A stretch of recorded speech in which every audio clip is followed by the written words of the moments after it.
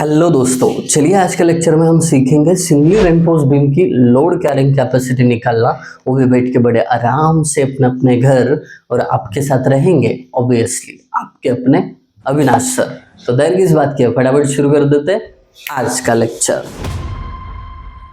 Lecture की शुरुआत में ही मैं आपको समझा देना चाहता हूँ कि न्यूमेरिकल क्या है। एक बार न्यूमेरिकल समझ में आया ना, फिर उसका सॉल्यूशन भी आपके दिमाग में बहुत अच्छे से बैठेगा, ये मेरी गारंटी है।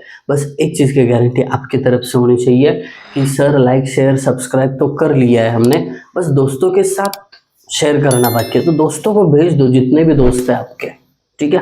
ओके, अब देखिए न्यूमेरिकल क्या दिया। हमारी आदत क्या है कि हम हर न्यूमेरिकल को विजुअलाइज करते हैं, हर कॉन्सेप्ट को विजुअलाइज करते हैं, प्रैक्टिकल अप्रोच से देखते हैं। तो वही करो, एक बीम है विजुअलाइज करो जिसका विड्थ होगा 300 mm, डेप्थ होगा 600 mm, ओवरऑल डेप्थ है।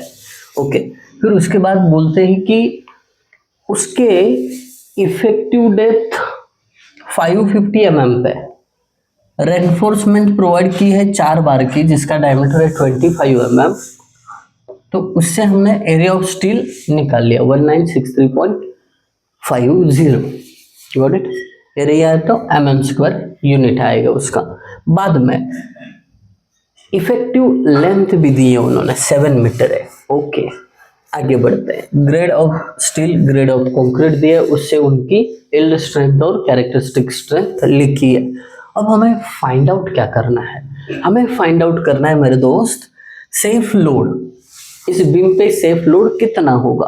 फिर उसके बाद सुपर इम्पोज्ड लोड, मतलब क्या, यूडीएल, यूनिफॉर्मली डिस्ट्रीब्यूटेड लोड। अब ये फाइंड आउट करना है तो सबसे पहले आपको क्या करना पड़ेगा, मोमेंट ऑफ रेजिस्टेंस जो है वो फाइंड आउट करना पड़ेगा। और मोमेंट ऑफ रेजिस्टेंस के लिए आपको एक्चुअल डेप्थ और critical depth of neutral axis चाहिए। तो पहले हम actual depth of neutral axis निकालेंगे, उसका ये रहा फॉर्मूला। FY तक पुट किए है AST 1963.50, therefore XU is equal to, formula देखते हैं, 0.87 shift 93 is equal to AC। कैल्सी क्लियर किया, कभी कभी कैल्सी अलग अलग मोड में रहती है, आंसर गलत देती है। 1963.50 divided by 0.36 into 20 into 300, 328.20 mm। ये actual depth of neutral axis हुई। अभी सेकंड स्टेप क्या कहता है कि भाई साहब आप अभी जो क्रिटिकल डेप्थ है वो फाइंड आउट करो, या फिर उसको मैक्सिमम डेप्थ या लिमिटिंग डेप्थ भी बोलते हैं। एक मिनट, रेड पेन से लिखता हूँ। Step number 2, step 2 XU max लिखता हूँ इसको, क्योंकि फॉर्मूलेज में XU मैक्स का नोटेशन यूज किया ना, इसके लिए। देखिए ग्रेड 415 के लिए XU मैक्स का फॉर्मूला होता है 0.48 इंटू इफेक्टिव डेप्थ। सिंपल सा फॉर्मूला है। अब ये सारी चीजें अगर आपको कोडल प्रोविजन से देखनी है तो IS कोड 456/2000 का पेज नंबर 70 पलट के एक बार देखो, जिसको इंटरेस्ट है जाके देखो, उसमें बहुत सारी चीजें एडिशनल भी दी रहेगी, ठीक है। अब 550 इसका इफेक्टिव डेप्थ है, तो हमें पता चलेगा कि XU मैक्स होगा कितना। चलिए पता कर लेते हैं। 0.48 इंटू 550, 264, कितना, 264 mm। अब बारी आती है इनके कंपैरिजन की, तो कर लेते हैं कंपैरिजन। स्टेप नंबर 3 में क्या कहेंगे, step 3 compare XU and XU max. अब दोनों को कंपेयर करने के लिए आप दोनों वैल्यू देखोगे तो XU मैक्स से क्या दिख रहा है, बड़ा दिख रहा है।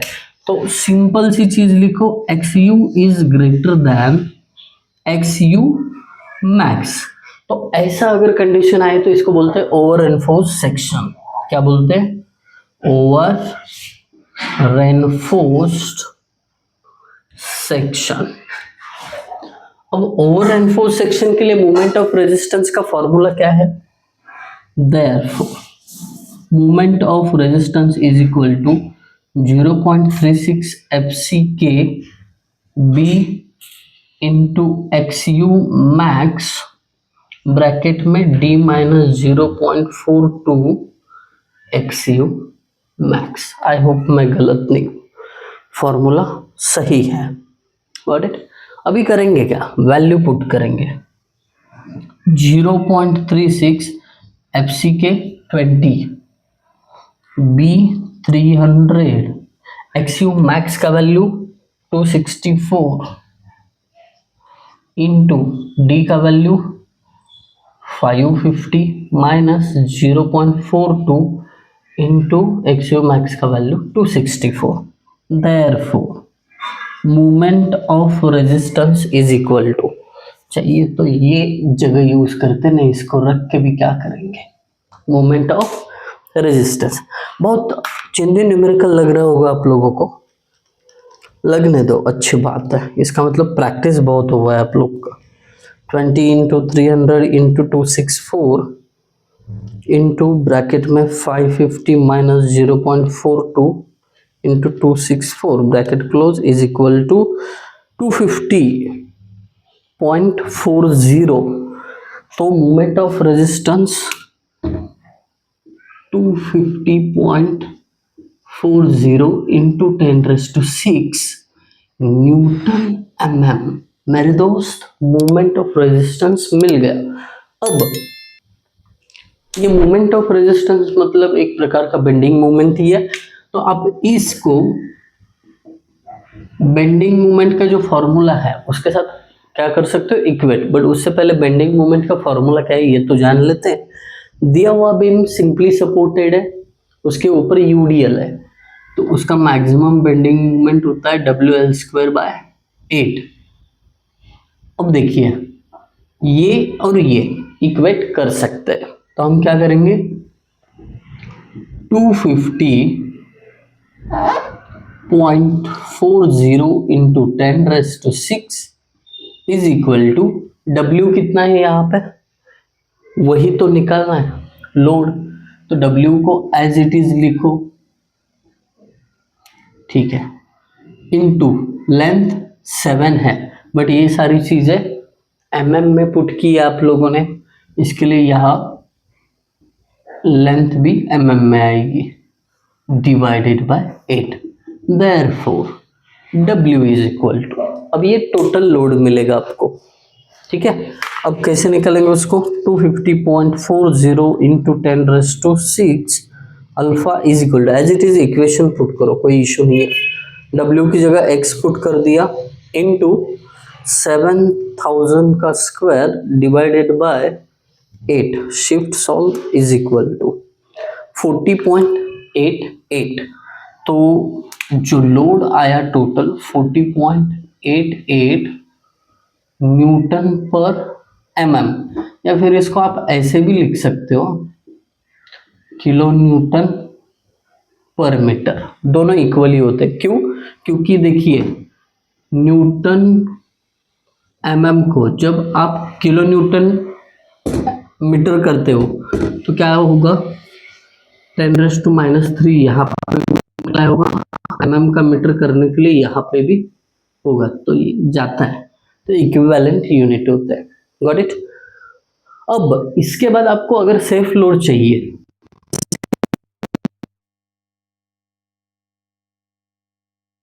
W आया है, उसको पार्शियल सेफ्टी फैक्टर से क्या करना है? डिवाइड करना है। तो लोड के लिए पार्शियल सेफ्टी फैक्टर कितना होता है? 1.5। ये थ्योरी लेक्चर में देखा है हमने। Got it. चलिए कर लेते calculation. 40.88 divided by 1.5, 40.88 divided by 1.5, 27.25, 27.25 kilo Newton पर मीटर ये सेफ यूडीएल हो गया। ये तो हमने पहली चीज़ निकाली।